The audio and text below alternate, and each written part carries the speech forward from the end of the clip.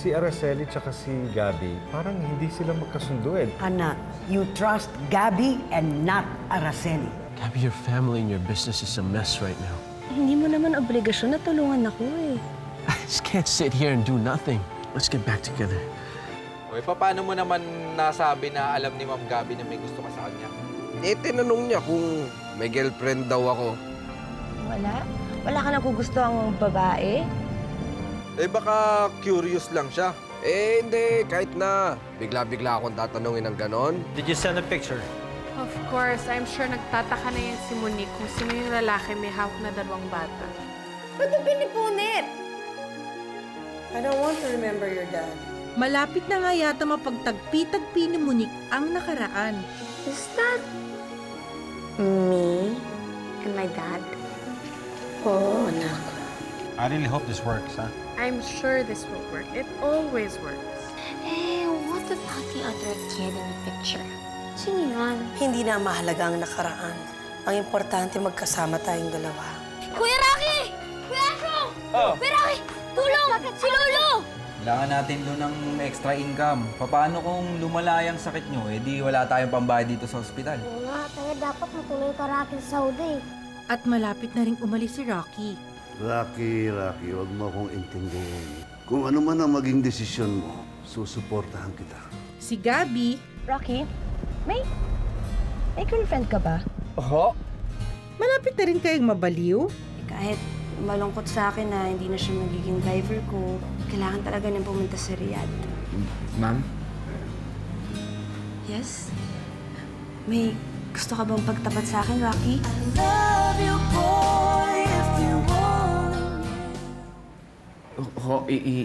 Ipagtapat?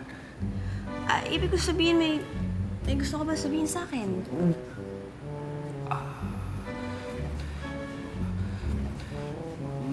Maraming salamat po sa pag-unawa niyo sa akin. Wala yun. Yun lang ba? Opo, yun lang. Sige. Mauuna na ako. Sige po. Hello, George.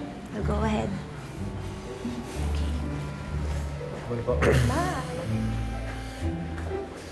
Bakit ka naman hindi nagtapat kay Ma'am? Naya ako. Hiya-hiya ka na naman. Monique? Monique, are you okay? Andyan pala kayo, Tito. Monique. You look problematic to me. Si Mami kasi, Tito, eh. Parang tinatago siya sa akin. About what? About my dad. You know what? Every time I ask her about him, he gets mad or irritated. But, Tito, don't I deserve to know my dad? Oh, ito, Holo. Kumain kayo ng orange. Matagal na kayong hindi nakakakain nito eh, no? Mahal kasi ito eh. Oh, balatan ko kayo. Rocky, Po. ibenta mo na yung jeep. Ho? Bakit ko ibebenta yung jeep? Kailan ko masasabi itong pagtingin? Ay, Gabby, apo ko, nandito ka na. Isn't Simon amazing? Yeah. Simon, hindi ko alam na may talent ka pala sa music. Well, ours is a very short relationship, Gabby. We barely even had a chance to get to know each other. Alam mo, Monique, you cannot blame your mom kung tinatago niya ang daddy mo. Ganun talaga. He's dead. I know that. Pero, Tito, kahit patay na yung daddy ko, gusto ko siya makilala. Gusto ko malaman kung anong klaseng tao siya.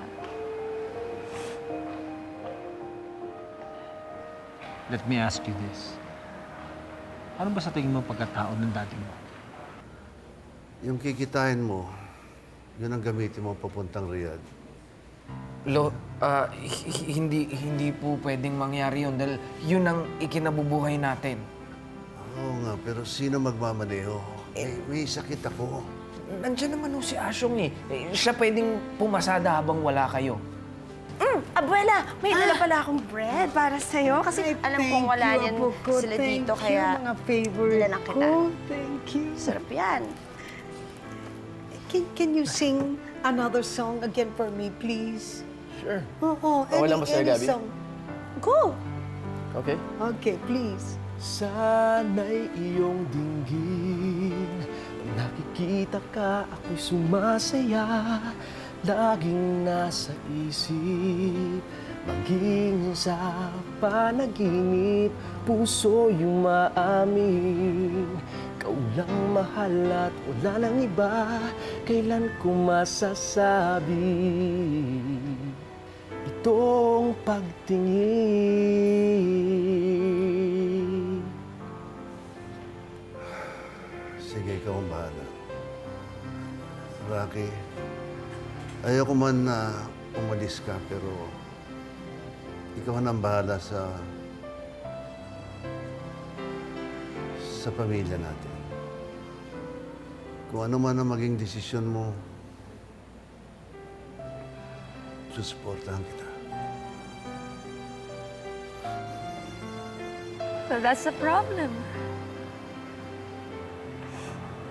Alam mo, Tito, kahit nakita ko na yung picture niya,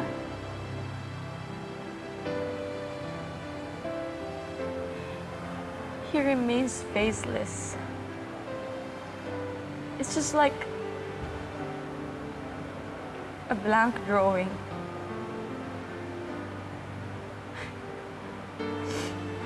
Wala akong memories ng daddy ko. That's why that big void in my life still remains.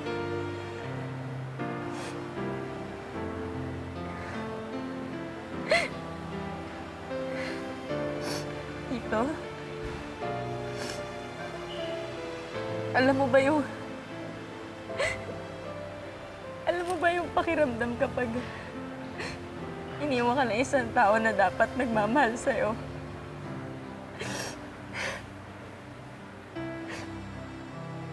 Sorry, Tito. That's okay. And I'm really thankful.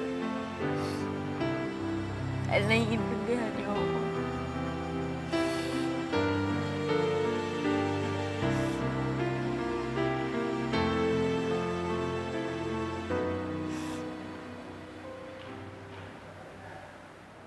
Nakatulog na pala ang abuela. Oo nga eh. Para makapagpahinga na rin siya. Simon, thank you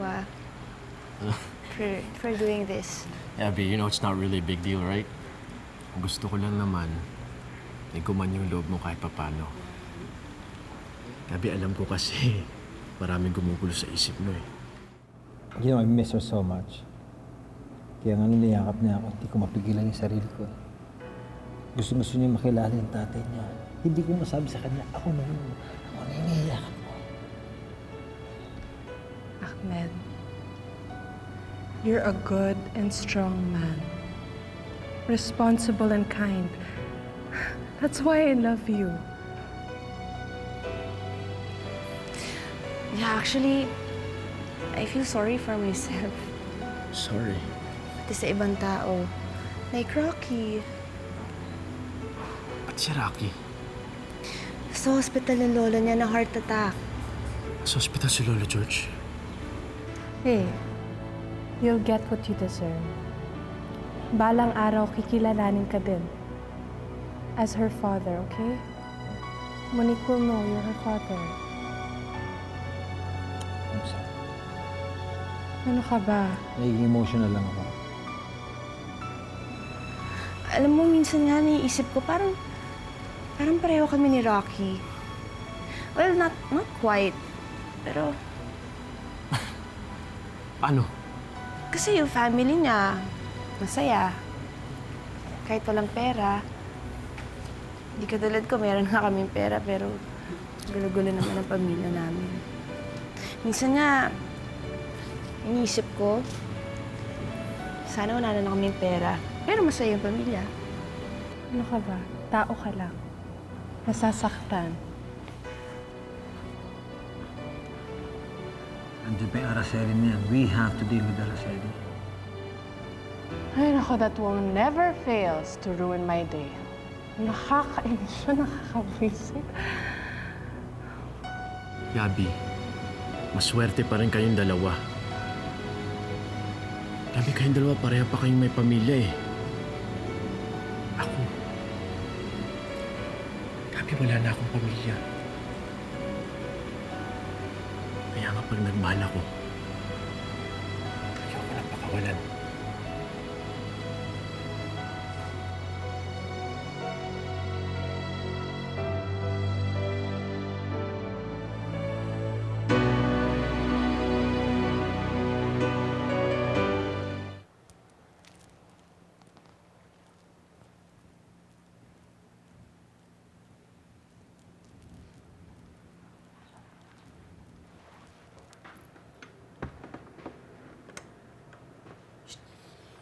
Saan ka nagaling? Saan ka nagpunta? I just went out with some friends. Kailangan ko naman ibang kausap no, Mami. Lagi nila ikaw kausap ko at tuwing kakausapin kita, lagi mo sinusungitan. I'm sorry, Monique, kung napag-initan kita ng ulo kanina. I'm just really undergoing a lot of stress. Ito pa nga, Bes, ang balak ni Tita Araceli at ng magaling mong kapatid, kamkamin lahat ng mga ari-arian nyo. At may scheme pang kasama, ha? I knew it. Kaya pala tinake over ni Mami itong buong resort dahil may mga ganun siyang plano eh. Kaya pala na pinapirma si Abuela ng power of attorney. But I have yet to find out kung may pinapirma din siya kay Papa. Mabait si Gabi. Pero parang siya yung pinoproblema mo. Gusto mo pumunta ng Riyadh para makatulong ka sa pagpapagamot ng lolo mo. Pero kung talagang mahal mo si Gabi, kayo pa rin sa isa't isa. Darating ang oras, ang tamang panahon na kayo pa rin. Pero sa ngayon, kailangan ka ng pamilya mo. Ma, can I tell you something? Yes. I wanna have my own family. What? Gusto mong magkaanak? Mama naman eh. It's not what I mean. I wanna belong to a real family. I wanna have my own dad. You know, a real father that will take care of me, that will love me. Do you get what I mean? Konting tiis na lang, anak. Kapag nakuha na natin lahat ng karimanan ng mga parinuevo, you can have everything you want. You can do anything you want to do. Alam mo, nagtataka lang ako, saan pang galing impyerno yung mag-inang yan? Hindi ko alam basta hindi ako makakapayag na makuha nila yung mga gusto nila. That's right. Pero change topic tayo. Saan ba kayo galing at ngayon lang kayo dumating? Kasi nagpunta si ate sa ospital para bisitahin yung lolo ni Kuya Rocky kasi inatake sa puso. Tsaka niya ako dinaanan sa mansyon papunta dito.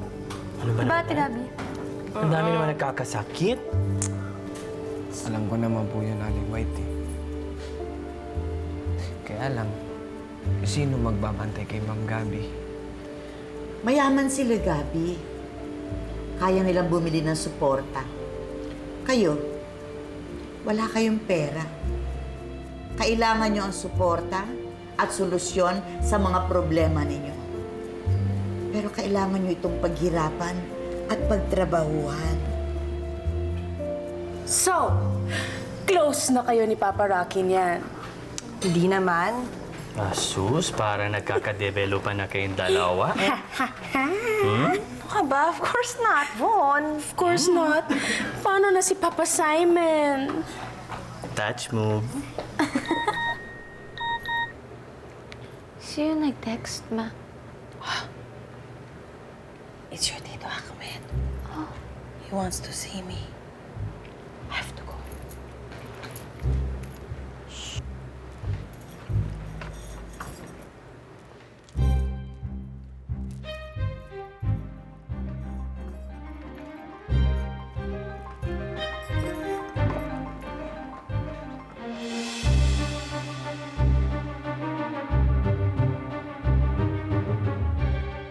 Ang sabi sa akin ni Aling White, kalimutan ko na daw si Ma'am Gabby.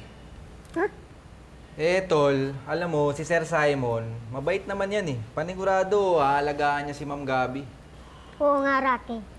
Saka, kapag nandun ka na sa Saudi, sigurado naman na Sir Simon ang magbabantay kay Ma'am Gabby. Dapat mong intindihin si Lolo George. Kasi kuya, paano kung lumala na yung sakit niya? Saan tayo kukuha ng pampagamot niya?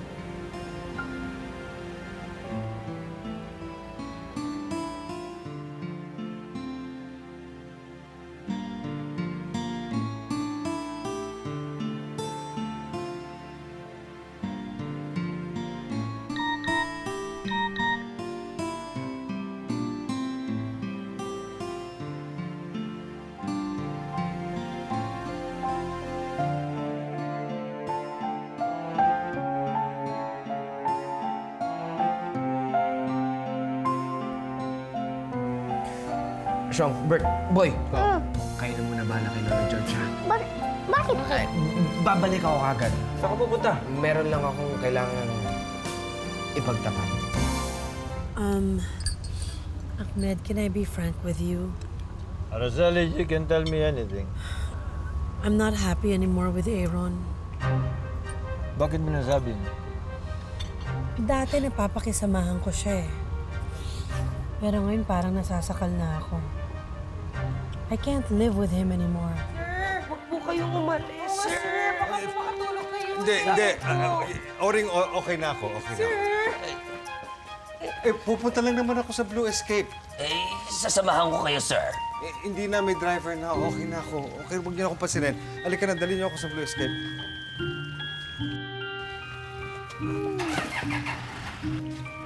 Patay. Can you tell me why? Maybe because he was never a good father to Monique. Ibig mo sabihin, sinasaktan ni Aaron si Monique? Hindi naman. I mean, financially, he was a good provider to Monique. But he was never a loving father to her. Parang lahat na lang ng atensyon niya para lang kay Gabby. Ano yung gusto mong sabihin, Rocky?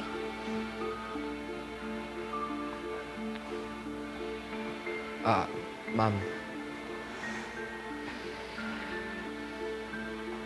Mahal na mahal. Ahmed, hindi ka ba nalulungkot? Nalulungkot din. Don't you want to have a family? Araceli, gusto ko magkaroon ng family. Let's toast. Good evening po, Sir Aaron. Hello? Aaron? Oh my God. Mahal na mahal kayo ni Sir Simon. Sigurado kang yun yung sasabihin mo. Opo, ma'am. Aalagaan niya kayo. Kaya kanyang protektahan. Ma'am, kung ako ho sa inyo, balikan niyo na lang si Sir Simon.